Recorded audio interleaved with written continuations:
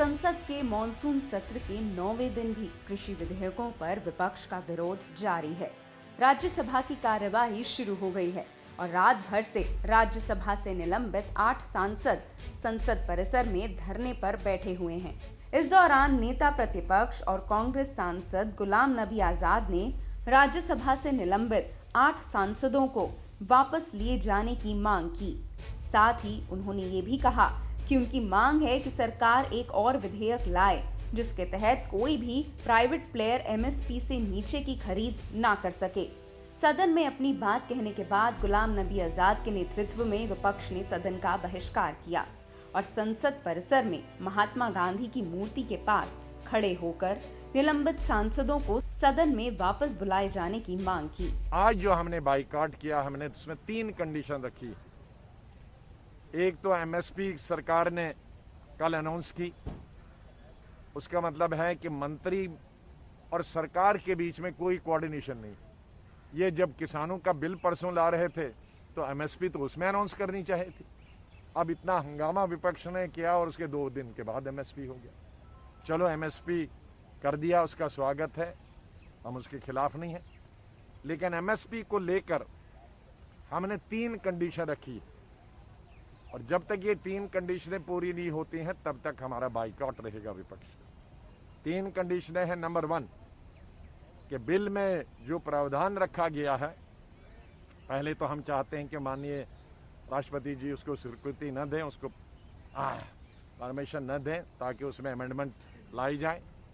लेकिन मान लीजिए अगर राष्ट्रपति जी ने स्वीकृति दी और ये कानून बना तो हम चाहते हैं कि एक चौथा बिल आना चाहिए, तीसरा बिल आना चाहिए, या सदन के अंदर माननीय प्रधानमंत्री जी ने या कृषि मंत्री ने कहना चाहिए 3 चीजें कि एक, ये जो ओपन मार्केट में बेच सकता है किसान, चाहे वो चावल बेचे, चाहे वो गेहूं बेचे, चाहे वो कुछ भी बेचे, वो एमएसपी से नीचे नहीं बेच सकता। खरीदने वाला एमएसपी से नीचे नहीं खरीद सकता और उसको गैर कानूनी बनाना चाहिए। अगर कोई एमएसपी से नीचे खरीदेगा प्राइवेट तो उसको कानूनी सजा होनी चाहिए। दूसरा, जो एमएसपी है वो फिक्स होनी चाहिए C2 formula of Swaminathan committee का जो रूल है उसके आधार पर एमएसपी फिक्स होना चाहिए। तीसरा, प्राइवेट के एजेंसीज के बगैर भी स्टेट एजेंसी और गवर्नमेंट ऑफ इंडिया की तरफ फूड कॉरपोरेशन ऑफ इंडिया अनाज खरीदती है, तो चाहे स्टेट एजेंसियां हों जो अनाज खरीदे या एफसीआई अनाज खरीदे, उनके लिए भी अनिवार्य होना चाहिए कि वो एमएसपी से नीचे नहीं खरीद सकते। इस पूरे प्रकरण पर नाराजगी जताते हुए सभापति वेंकैया नायडू ने कहा कि वे भी सांसदों के निलंबन से खुश नहीं हैं, लेकिन ये फैसला उन सांसदों के व्यवहार के आधार पर लिया गया है। हम उन सांसदों के खिलाफ नहीं हैं। इससे पहले उपसभापति हरिवंश सिंह ने निलंबित सांसदों से मुलाकात कर उन्हें चाय दी। पीएम मोदी ने इसे लेकर ट्वीट भी किया।